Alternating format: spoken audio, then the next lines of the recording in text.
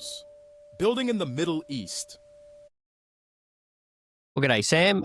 Great to be catching up with you again, mate. And today's our monthly tech news wrap up, which is always lots of fun. And we've got some interesting things to chat about today.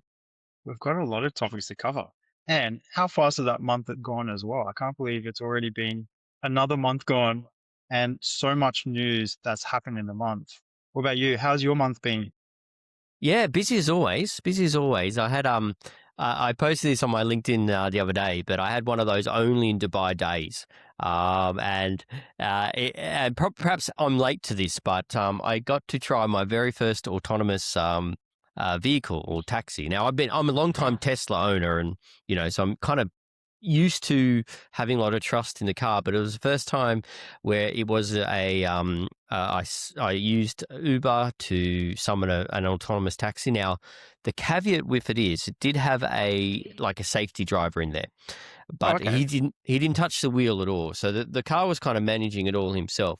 And because it was my first time, even though I'm fairly tech fluent, the guy had to say, "Oh, you've got to open the." Like I was trying to open the door. And he's like, "You got to use your app to open the door." So I opened up the app and I clicked the open door button and then went inside. And it wasn't quite as seamless as I thought it might be, but that might be just, operator error. You have to be in very specific, locations where they do pickups and drop-offs. But that's fine. I was kind of just experimenting, being, quite patient with it all. So it's a glimpse into the future. That's for sure. Would you do it again? And do you think it will go mainstream in Dubai? I'd definitely do it again. I mean, I'd have to be. I believe that eventually it will go to. I guess it's in a trial right now still, technically. So that's why the locations are a bit limited. So it's available like around Jumeirah area, Silicon Oasis, and I'm sure a bunch of others as well. But I can see a point where, if I'm wanting to use that, and it's just available kind of a bit more, I guess available. Yeah, widely, a bit more ubiquitous, if that's the word. Then yeah, I could definitely see myself using it again. It's just a nice way to kind of to travel as well, and it's a bit geeky. I quite enjoy that thing. And I think also, again, we want this to become mainstream, really, just because it's going to make the roads way more safer.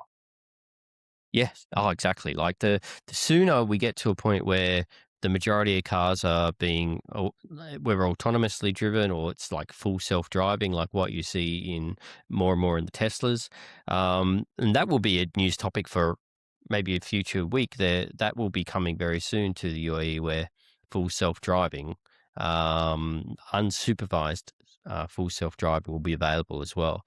But yeah, we're already. It's believed that it's an order of magnitude safer right now to use it this way, because let's face it, everyone's distracted. And so even if you've got bad habits, even if you're a great driver, if you're distracted by your smartphone, then whatever percentage more likely to be involved in some kind of accident. And human already error. Human error. Humans are the most unpredictable thing on the road, right? Yeah, we get tired, we're unpredictable, we're easily distracted. Whereas a autonomous vehicle, they've got one thing to do. And this is, I say this all the time, but this is as bad as it's ever going to get. Like if it's now an order of magnitude safer, and within a year or two, it'll be 2 orders of magnitude safer. And so I love the parallel. I think it might even be faster, right? Just because AI is advancing so much, plus all the data that all the autonomous vehicles are collecting as well. I think it's going to accelerate from the safety aspect. Yeah, definitely. I mean, it's probably taken longer, certainly than what, say, Elon Musk predicted that would get to this point. But a lot of the hurdles are regulatory as well. So yeah, I mean, it may well be faster than that as well. I feel like, and I'm not the first person to say this, but driving will become a hobby, like riding a horse. So people don't use it to get from A to B at all, but it is something that people still enjoy. I like my kart racing. That's just a hobby for me. It's And I feel like car driving will be a leisure activity, something for weekends and so on. So, yeah, lots of fun ahead. Now, that's a perfect segue into our first article today, which is Mm, just unbelievably visually incredible, which is uh, the first world's air taxi station is now complete in Dubai. This was, we'll share the article obviously in the meeting notes. It was released by Time Out Dubai, and it's basically a massive drone, isn't it? Which can take people around the city. Uh, Sheikh Hamdan was there for the opening of it. I had a look at actually where is this first station located, and it's at the Dubai International Airport, um, just behind that metro station where the Emirates cabin crew building is. So the article is saying like it's the first one's ready, and they're going to open up this for they believe over 170,000 passengers per year will start using this new RTA service, and it's going to go to there's going to be further heliports. Oh, no, actually they call it vertiport. I love the mm. name in downtown Palm Jumeirah and also Dubai Marina. Obviously, cutting down transportation time dramatically, and they said it's going to be low cost as well. So I suppose the next question is, would you give that a try? I probably wouldn't be the first, but I'd definitely try it. Like, because I believe that these I don't know if it mentions it in the article, but are these autonomous as well, or are these piloted? Does it mention it there? Uh, Looking at the photos, there looks like there's a pilot there. So I'd have to say probably not autonomous, but I don't see any reason why they couldn't probably evolve this to a autonomous air transport in the future. This is not in the article, but just from knowing a lot of people, a buddy of mine, he works in the Civil Aviation Authority, and many, many years ago. This was when the Dubai had this like program for all the UAE ministry authorities.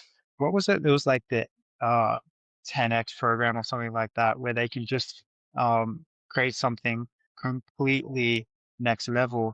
And he was the one working on these air corridors for this purpose. This was like pre-COVID period as well. So these guys were very forward thinking, like you said before, with the autonomous vehicles, putting regulations and procedures in place, right? Because like now we've got the sky's going to be so much busier. You can't just fly these things everywhere and anywhere you want. So I suppose like they need to have those air corridors put in place in order for this to be safe. Well, yeah. I mean, I look back on my my military background. Like this is, I wasn't air traffic control, but we were a close cousin of that with the fighter control. And like you'll see like flight routes, waypoints basically, and these are way that the jets at different levels will fly between each point, and a similar principle will apply for each one of these. And so you'll have the view of this. Of course, we open up 3 dimensions here. So these taxis can be at different heights when they're going in different directions. So you build in inherent safety there, because if you're going east versus if you're going west, you're going to be at different altitudes, and guarantee that there's a number of safety systems built into airliners already, which will certainly built into these, which one is called TCAS, collision awareness system. And so it will be very quick until these become autonomous, and arguably they'll be even safer then, similar to the parallel what we drew there with the autonomous vehicles. So I can see a very near future where you've got these taxis flying around autonomously. They'll be electric, and the cost of these trips will come down to be reduced dramatically, and they'll probably reach cost parity, I would like to think, with a conventional taxi pretty quickly, especially if you're taking away the driver, it's autonomous, and you're using it's electrically propelled. So that's a very Everything much exciting. in space. I mean, the most amazing thing that they're releasing this firstly, which is for human passengers.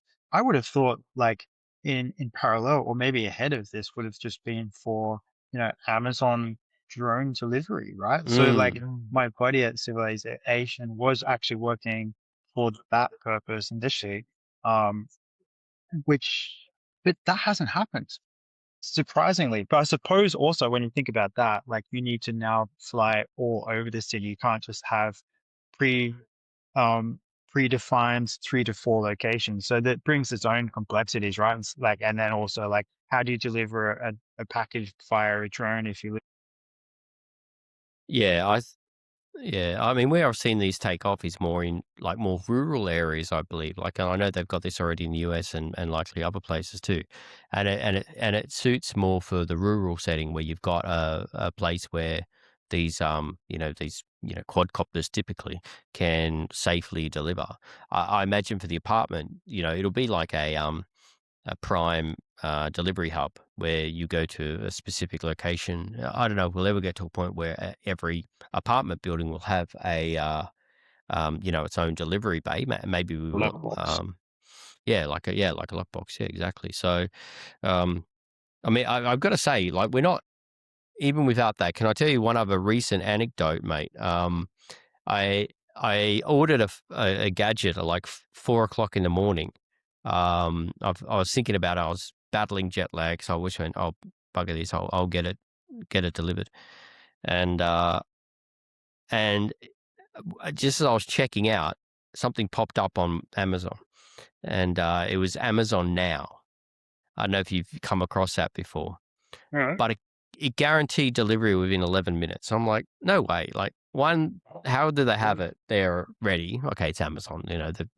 If anyone's got logistics ordered, it's them. Two, how can they get it to me in 11 minutes? But I, you know, Skeptical Damien. yeah, and like, I was a bit skeptical, particularly like 4 o'clock in the morning. But sure as anything, within 9.5 minutes, I timed it. I started a clock because I couldn't believe it. The guy was there with my delivery, and I'm just Mind like, blowing. it's mind blowing. Like, I mean, how much quicker does it need to be? So We couldn't even get to the shop, even if it was no parking or anything. Like you couldn't get there and back home in that time, yeah, could you? oh, you couldn't, and it's and because I'm a Prime subscriber, it was free as well. It's like it's just incredible. So but yeah, I mean, back to the article. The vertiports are just. I can't wait to see this in operation, and I'll be really curious to see, who will be the users for this. Like, if the price of this does come down, will this be an option for daily commuting? Will it be something that people use to get to meetings? Like, if you're going from one part of DIFC to Marina or something like that. Because it's I'm like it said it's going to cut the time like from 45 minutes to 10 minutes, right? yeah. And which makes Oh, sense, right? There's no traffic lights, there's no roundabouts there's no traffic jams. You just mhm. up and back down. You imagine there'd be a slight increase in cost, but like there's plenty of people here, especially living in the Palm, who have no issue with the cost and they just want the convenience. 100%, 100%. And I mean, it even promises that the cost will kind of come down as well. So I wonder if we'll like in the medium term future, if like this form of transport will become a preferred than ground. I think a lot of people would still like prefer ground transport for for their own comfort reasons. But I wonder if there'll be a point where that becomes like a equitable kind of option to go in the air versus on the ground. Especially with all the traffic and Mm. the population growth. Like, yeah, for sure, I definitely see a, a market there. 170,000 is not a small transportation quantity either. So I'm sure they're going to be very, very active. Leads us definitely onto our next. Do you want to lead us on to the next article? Because it's another RTA amazing feat. Yeah, so a new gold line. I love the name. Gold line has just been announced by the RTA.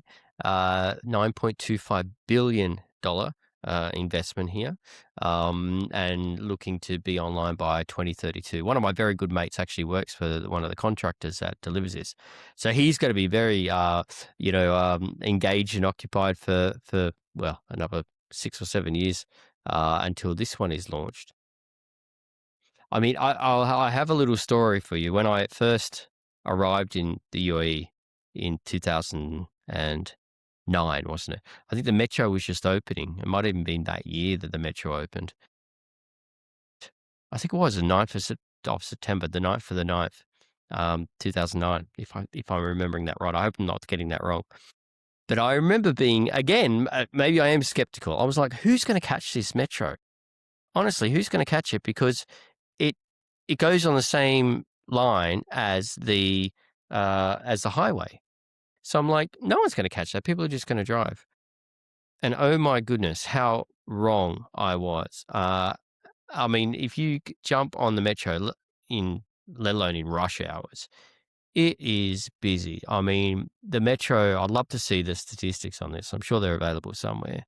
But the ridership on the metro is incredible. And this will just extend that and open it up to, new neighborhoods within the UAE. 42 kilometers of track, 15 key areas. It's an exciting announcement. And I don't know if it's like I just had ChatGPT. There's 294 million riders in 2025 on the Dubai Metro. It's crazy. 294 million. Incredible. Which was increased from 2024 by 7%, and representing 37% of the total population using it on a basically daily basis. Yeah, on a daily basis. 1 million passengers using it daily. It's absolutely incredible. Like so many more metro lines. I believe for this new gold one, they're doing some tunneling as well. I don't know if the whole 42 kilometers is underground, but from what I can read, there's definitely going to be some underground networks now. If not, I'm not sure if it's all of it though, but it possibly could be. I doubt it would be all underground. I could actually message my friend to find out. Like putting it underground is still, quite. They'll definitely do that in highly built up areas, but given some of the areas that this will go through, I don't think it'd be a necessity to put the whole thing underground because that would blow the cost out quite a lot. But if you go back to our last conversation, I would just remind you that Yes. the metro when it came out was.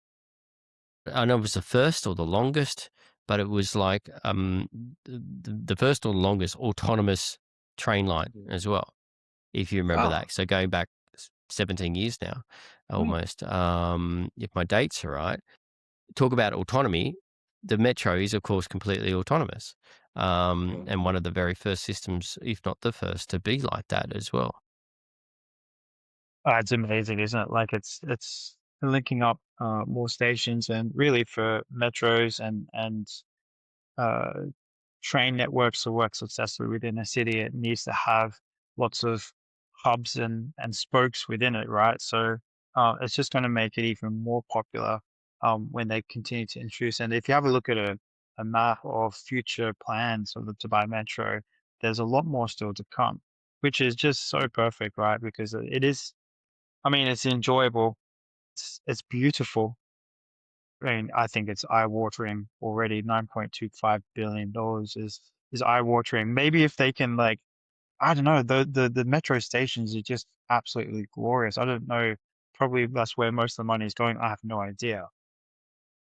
I just want them to build more, because it's because trains, in the most beautiful cities and the most mature cities, they've all got train networks, and it makes the city um, transportation so effortless, right? Like New York, Manhattan, London. Australia? Not sure Yeah. actually about Australia. Not really. I was going to say not Not really. sure. I mean, Melbourne and Sydney are okay, I suppose. But like, if you look at those metro lines and compare them to, Dubai, it's a little bit embarrassing. Being in like Sydney Metro, the AC's not working. There's there's litter and it's not exactly the cleanest places sometimes as well. So it's not quite a like for like comparison, that's for sure. It's a and there I see in the future map of the Dubai Metro, there's going to be obviously be some speed rail as well. Of course, they got to throw that into the mix. But no, it's a very very exciting future ahead for with the RTA.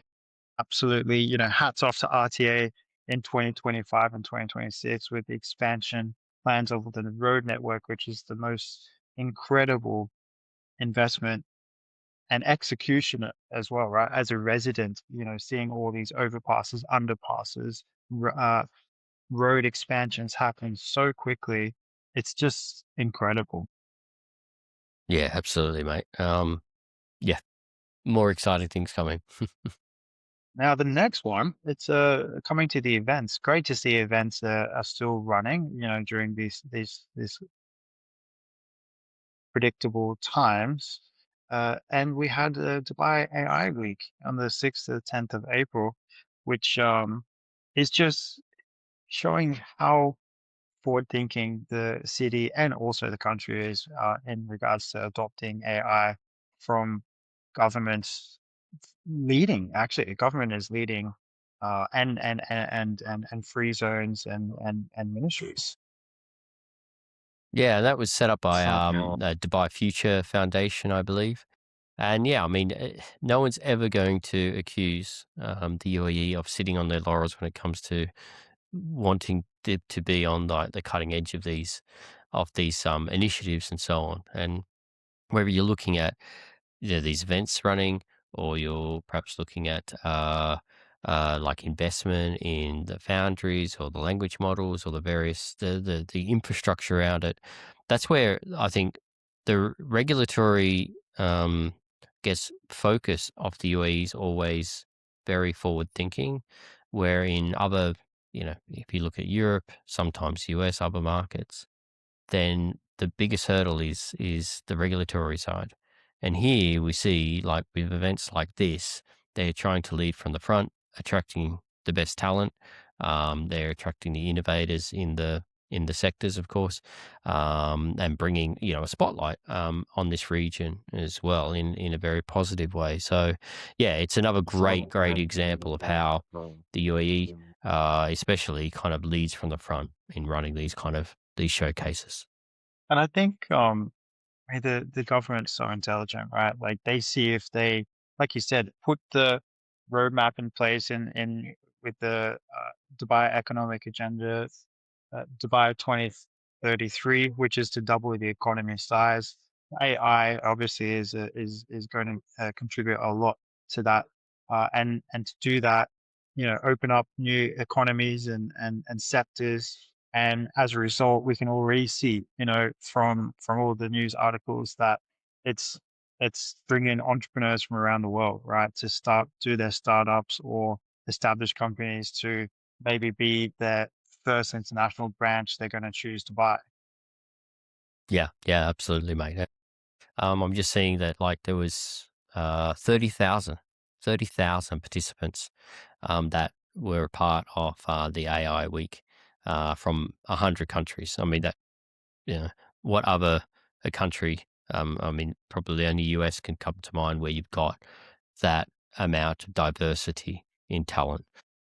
So, And to do this, like we need to make that environment for the government to have those open discussions, right? Like you can see, a lot of keynotes, but not just keynotes, they're actually going into schools, they're going into they're making a festival, they're calling it a festival.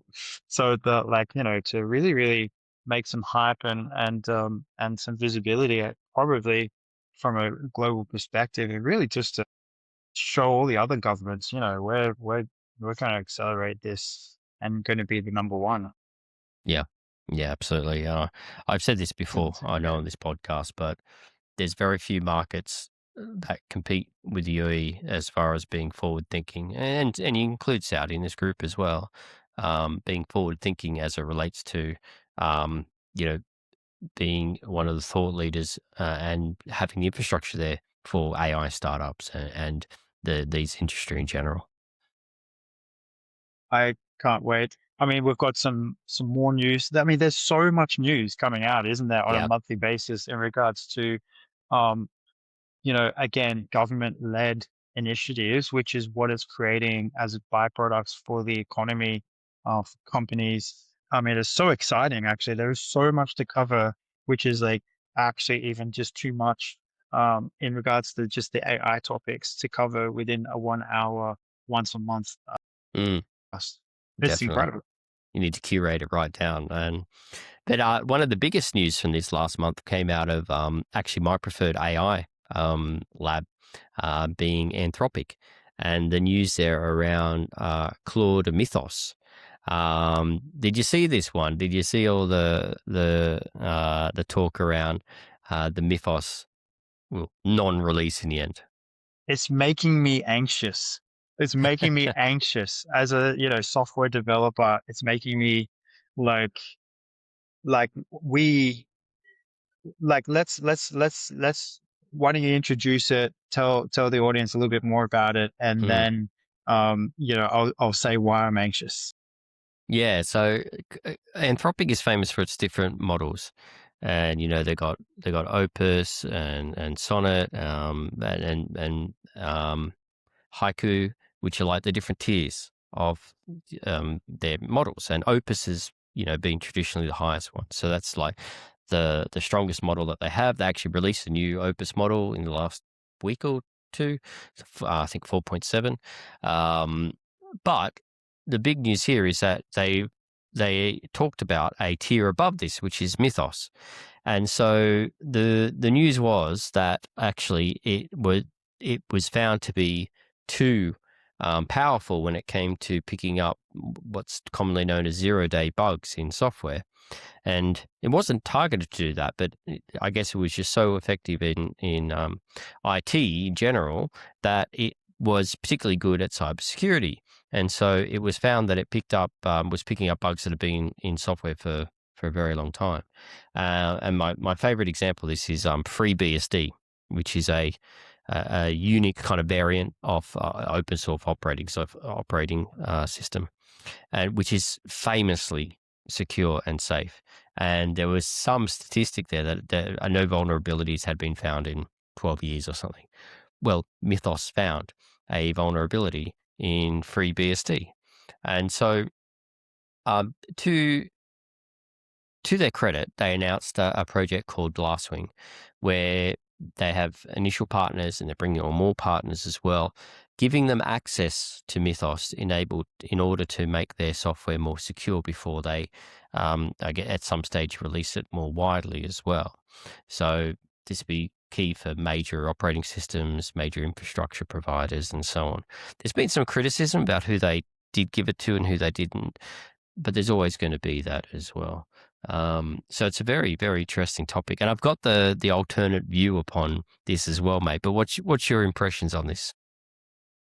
I mean, it's incredible tool. I'm just firstly, so I think that they made the absolute right decision to just release it privately to those top 40, biggest software companies in the world, like Microsoft's and Apple's, to patch up any gaps within their operating systems or software. I mean, that was just so clever because, well, like you said, like, I mean, you don't need to have proper Mythos, cybersecurity AI tools to actually start to find gaps in software. But obviously, these type of tools are even more advanced. And I think what makes me nervous is that, the tools are uh, developing so rapidly, in their advancements. And now specific tools like this coming out where you can see cybersecurity companies publicly listed, their shares are dropping dramatically.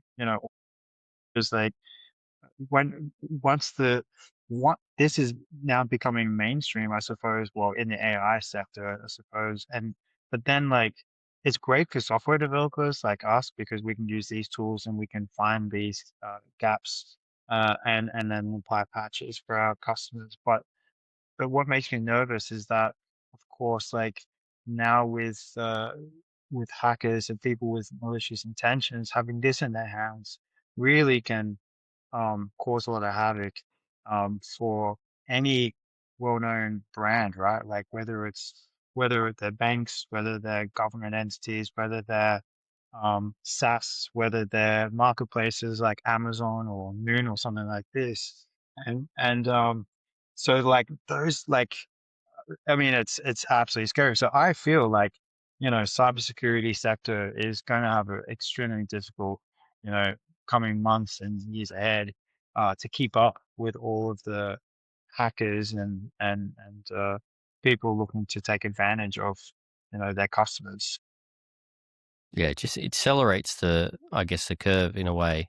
Like all organizations just going to have to be even more proactive than ever. If I take the sunnier side of that, then with the way that agentic use of AI is developing as well, then it is providing you're using the right models and you're again proactive with this. You could have SaaS products that are agentic uses to keep your organization secure. And then so you, again, assuming you're being proactive, you should be able to keep on top of this. I've seen people be quite optimistic around this space because you've now got the tools in order to make yourself secure. And that's what this glasswing is kind of enabling. But if I can share, Sam, I listened to a podcast with uh, the two of the OpenAI founders, Greg Brockman and Sam Altman, and they are the one of the chief competitors against Anthropic. So they didn't name any names precisely, but it was pretty clear to read between the lines here that they and others as well see this announcement as being a little bit of a publicity stunt in a way. So, which Anthropic has a Mm, history for as well. Like, it's if you've got and they Anthropic has kind of been, I don't want to call them the boy that cried wolf or anything like that, but they do have a history of talking about the dangers of AI, and it's part of the reason it was set up in the first place. So the alternate view of this announcement is that, well, actually, by saying that you've got this all powerful model that can do all of these things, but you're not releasing it, then it gives you a heck of a lot of, free press and marketing, right? So both you've got the best model clearly because it's so dangerous, but you're also doing the right thing here. So I don't know if I fully prescribe to that viewpoint, but it's an interesting counterfactual to, the purely altruistic view of why they release this. but I mean, they're already finding, like your example that you said there, they're already finding, you know, um, ways into, or they're finding, source code which is not perfect, right? So they're actually proving that it is powerful. And it's only a matter of time when they release it, like you said, to the rest of the public. So it's going to be a very interesting future. Obviously, things are going to have to be extremely tightened up from a security perspective, penetration perspective, as quickly as possible now with these tools coming to the market. So I think it's a warning for everyone to be aware about. If you've got any software companies, especially if you're transactional from the e-commerce perspective, it doesn't even need to be e-commerce, just basically any large entity, doesn't it? Like it could be whether it's their front end facing applications or whether I mean, it could be even their internal operational systems as well. Yeah, definitely, definitely. I mean, the some of the top targets of like ransomware attacks are people organizations that hold critical data or host critical systems. Think of like hospitals, Mm. where often they've got, they don't necessarily have the money to be on top of all the best cybersecurity practices, but they host critical data. So I want to be optimistic in this, and that these models, if applied correctly, will at scale allow these guys to apply the best principles. They couldn't necessarily hire a dedicated cybersecurity person, for all of these institutions. Now they might organizationally have a subscription to a platform that autonomously makes sure that they have got a very robust cybersecurity implementation. But there's two things here, right? The first one is actually identifying the from a penetration test of the vulnerabilities.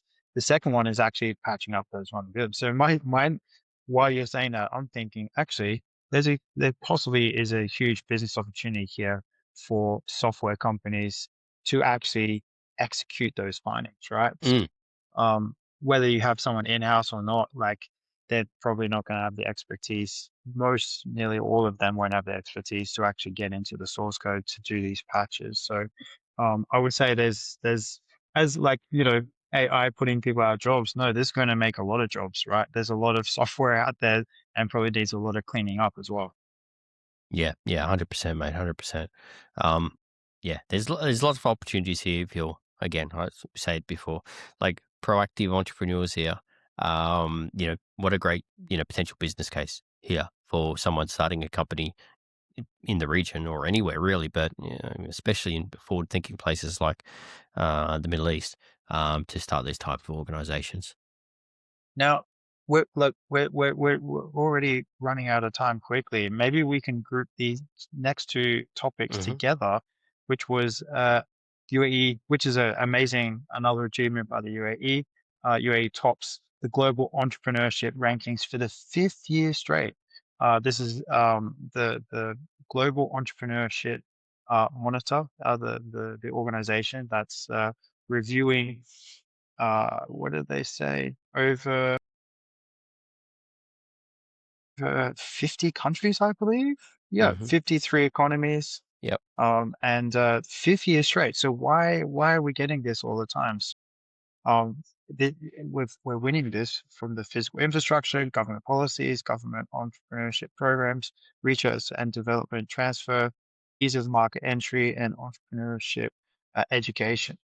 Hmm. It's an Yeah. incredible achievement. Yeah, 5 years in a row. I mean, that speaks for itself again. Like, this goes back to one of the earlier points we had is about just being, proactive and forward thinking here and promoting these kind of, the entrepreneurship, both on the education and the infrastructure and the policy side. Yeah. And then that leads on to the next topic perfectly, which is UAE startup funding surges past 625 million in early 2026. So we're only finishing quarter one, and already 625 million dollars released to startups. So the whole ecosystem is here. This is why we're the fifth year running for the best place for entrepreneurship. Yeah, I think that's like one. If you look at perhaps a data criticism for the region here is that there just wasn't the funding that you can see in other markets, especially in the US, where the US is still the when it comes to venture funding, it's still the unstoppable when it comes to that side of it, and people will only ever compare to Silicon Valley when it comes to the amount of money going in. But this is again growing year over year, showing the appetite for investment in startups and entrepreneurship in the region, which is just positive, very very positive. And I think it's nothing new. Dubai having the probably the largest in the region, closely followed behind is Saudi as well, though, for uh, investment from angel investors, Hmm. uh, investment firms. It's nothing new, right? But it just continues to expand, and looking at what sectors, fintech, AI, and SaaS companies are taking the most of this investment. Again, as always, fintech always seems to come out top, but I would imagine investment in AI is quickly and rapidly chasing its heels. Yeah, definitely, and the region is attracting the major venture capitalist firms from the US as well. So part of this will be your domestic investment as well, like people that have the ability to invest in these firms, but also the region is attracting the attention of the major venture capitalist firms from the US especially, and most likely other regions too. But I see, these prominent venture capitalists visiting more and more frequently, attending the major kind of trade shows we see here, and investing in the region, like with big checks as well. Yeah, I mean, like heaps of money's coming in. Like this is one revenue source, which is for the early stage. Obviously, the last you could probably say since VAT came in, which was what 2018. UAE has been on that focus path from a nation state perspective to be on the green list for sovereign wealth funds from Europe, especially to be deploying their pension funds capital into the UAE market. The only way to do that is to get in that green list. And apparently in the stock market globally, like the majority of money is now in these pension funds, Mm. US, Europe, and other. So obviously they want a slice of that. So more foreign investments coming in into the public listed companies. So at both sides of the spectrum, from startups and from the entrepreneurship, and then also from the public listed, from the Absolutely, mate. I mean, um, I think the other, one of the other exciting things was around. Well, we're talking about AI investment, but let's look at some of the AI related news that came out in the last weeks as well. When we had a couple of major ones there. So we had DIFC announcing that they will become the first AI native financial center. Now, DIFC has, you know, led in this kind of architecture for a free zone with levels of autonomy and promoting investment in the region. DIFC is like just an amazing success and modeled in various other countries as well, and now also looking to become this kind of AI native financial center. I'd love to explore exactly what that means a little bit more Hmm. as well. So AI Well, in actually, finance, yeah. I Googled it because the Okay. article didn't specifically say, right? So when I was doing the prep, the article didn't specifically say how are they becoming AI native. So I had to do a little bit more digging around and and found out what we and you just assumed as well, which is going to I suppose automate and accelerate like legal proceedings, right? Like maybe no longer do you need to have it's human led in regards to resolution of contracts or contract resolution, right? Yeah. So like it can be a lot, you could chuck it into like an AI and help the judge make fast decisions, I suppose, of who's right, who's wrong. And also they were also saying for, company formation, of course, like we can accelerate that too. Well, and I'm just thinking because we work with a lot of banks, and one of the big topics they always have is like KYC, know your customer. So utilizing AI that will help in that side compliance as well. Like the AML, anti-money laundering approach is like some of the biggest, most impactful topics in the finance sector. They're all going to be touched by AI. So yeah, interesting to think about how that could come into this. Yeah, go on, mate. We've got a bunch of clients in DFC, and nearly all of them would have a full-time in-house compliance manager, which is an Mm, extremely expensive position to hire. But because compliance is the most important thing in DIFC for their companies registered in the DIFC, there's so many hoops to jump through in order to get that license and continue to get that license renewed. So, like you said, if you can digitize this process as well, maybe like the mm. review of of each company's compliance regulations, then yeah, so they started that in 2023. They believe that they should be fully digitally native by 2030, they said here. So they're on their way. It wasn't a new initiative, but I suppose they're releasing it over that 7-year roadmap. Yeah, well, and kind of complementing this as well and related, similarly about being AI native, Abu Dhabi, UAE, announced that they will become the first, I guess, AI-enabled government by 2027, which 2027 is only next year, mate. So, um, yeah, Ambitious, again, yes, yeah. Well, I mean, no one's going to always question are. the ambition here, right? So, um, yeah, so another, again, interesting announcement here. again, fully powered. I saw another announcement that maybe it's from Dubai government around they were going to have 50% of their services being completely AI enabled as well. So yet again, like we've said a couple of times already, just on this podcast, again, the UAE kind of leading the way when it comes to setting up the regulatory framework around these and leading from the front, like the government and most most countries in the world. You're never going to accuse the government of being the thought leader when it comes It's to the absolutely incredible, isn't it? utilization of I think they said cutting edge 3.5 technology. billion and $3.5 billion of funding.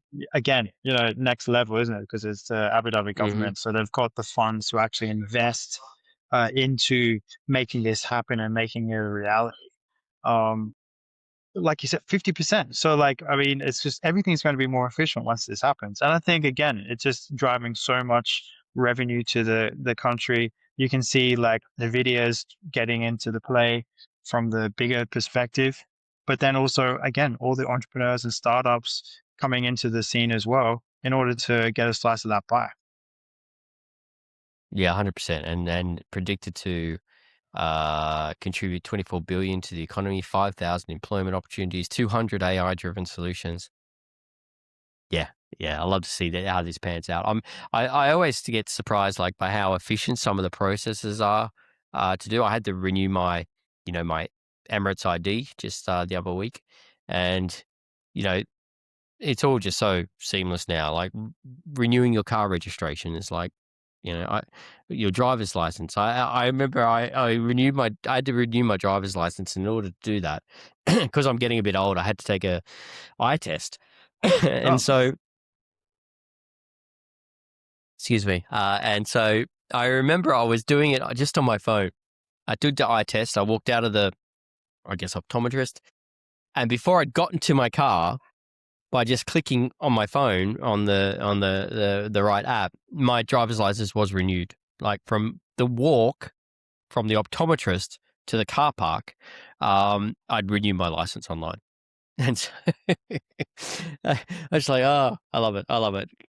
And it's just, I think I mean, it's a perfect case study, and I think it's just going to get even better, right? I mean, it could only, I mean, I don't know how it can get even faster than that, but Yeah. I suppose maybe just the data storage or probably the retrieval of data for the government ministries, right? So there'll probably be, there's a lot of other benefits for introducing now AI into this autonomous.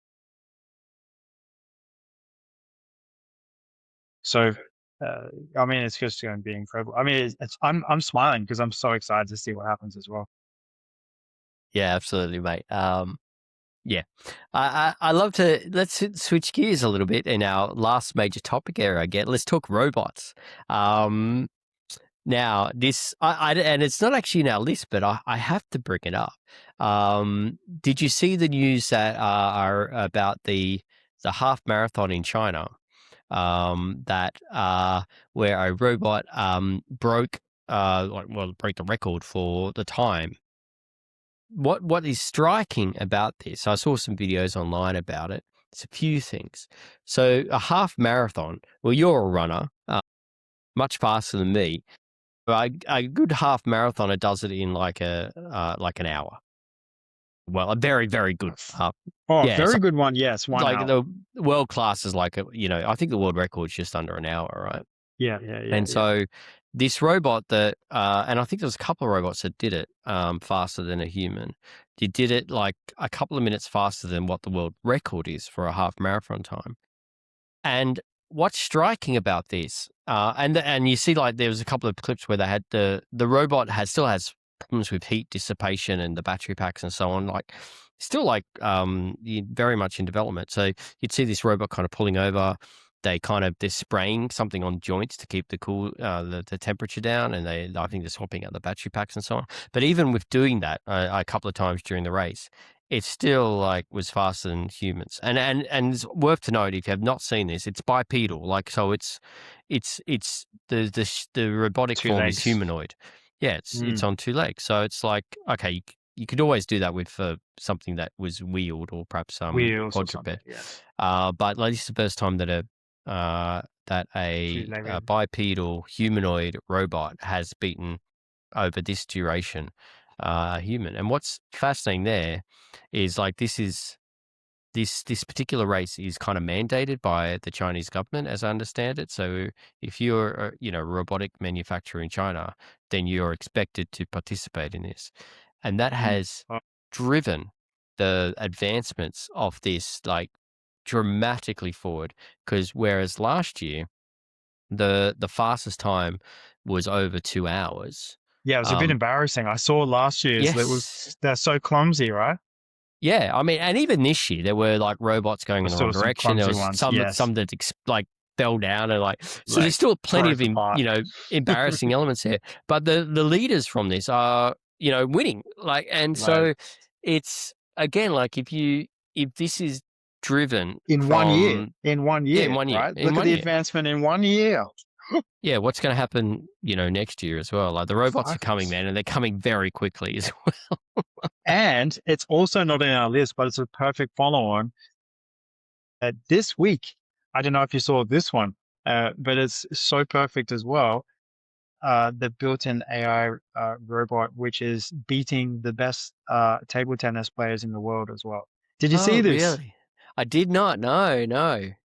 I heard this one on the radio, and instead of probably just getting on and doing some work, I had to jump on YouTube. I think it was like a couple of days ago to actually have a look at this robot.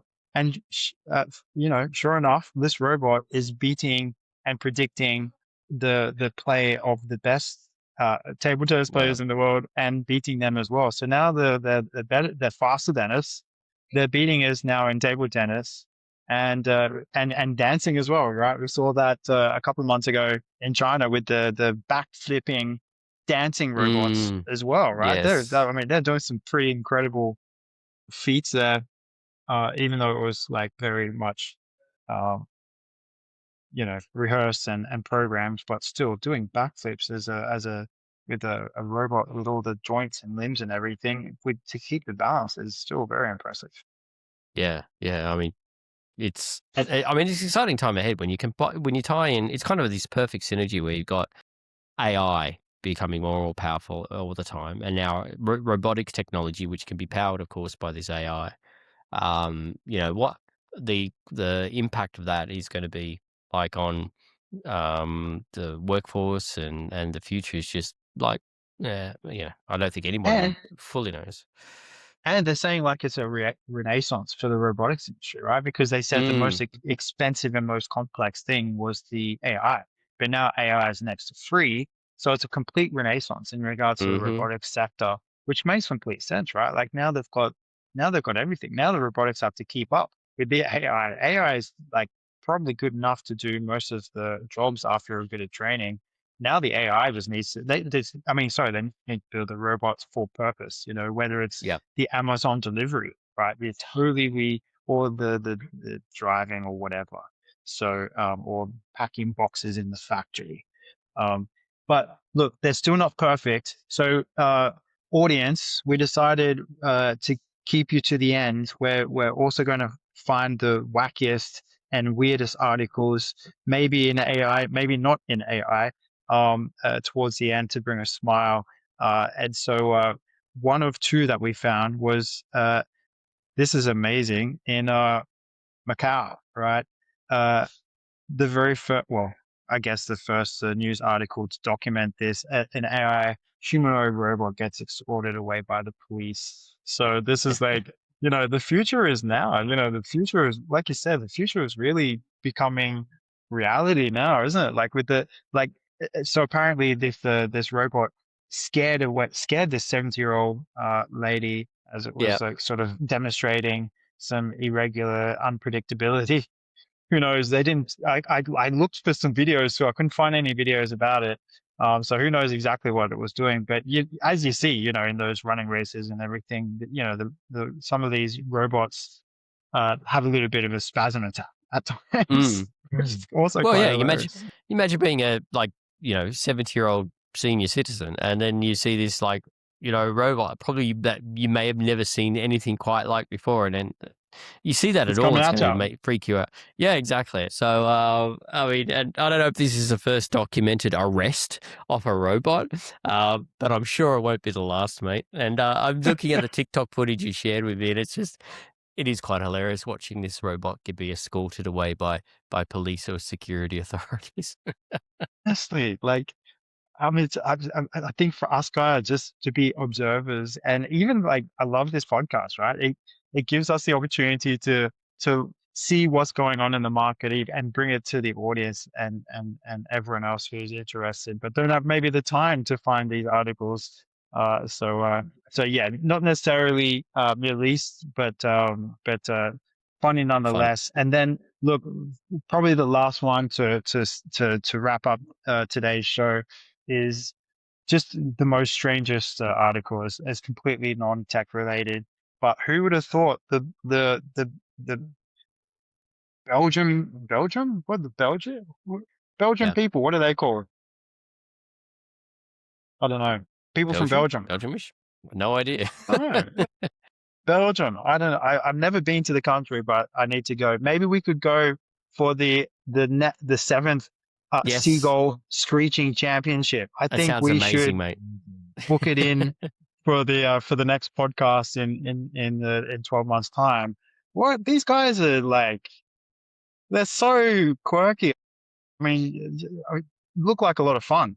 So they do a seagull screeching championship, which has been running for 6 years now. And I love the article name: competitors flocking to the Yes. sixth seagull screeching championship, which is Europe's strangest contest, which is Yep. returning.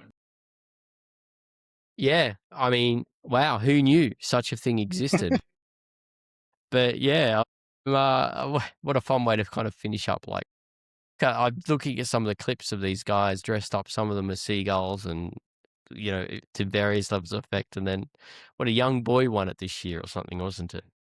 From the 9-year-old. UK. So just 9-year-old, in yeah. case, Damien, you want to actually enter it in the seventh Yep. year next year. So Okay. to give you the rules, they allocate up to 15 points for the vocals of a seagull and the sounds. And then an additional 5 points is given for the stage presence. So dressing up as a seagull, maybe some actions and motions of a seagull, you could win another 5 points. So this year they had 70 contestants from 15 countries. I don't know if there was any Australians, but I wouldn't be surprised. Yeah, little boy won it of 9 years old. I would love, I don't know if this would actually work with the audio. Do you want to actually hear the 7-year-old boy? I don't know Yeah, if it's go going on, to mate, work or if you not. can. Let's try. Okay. I actually dug it up. Here we go. Here he goes. The 9-year-old boy, the winner of the 6th seagull screeching competition. Gonna turn down my headphones. Let's see if this works. If it doesn't, let me know. It's only a few seconds. No, didn't work. No. We'll Can't share hear a that. link.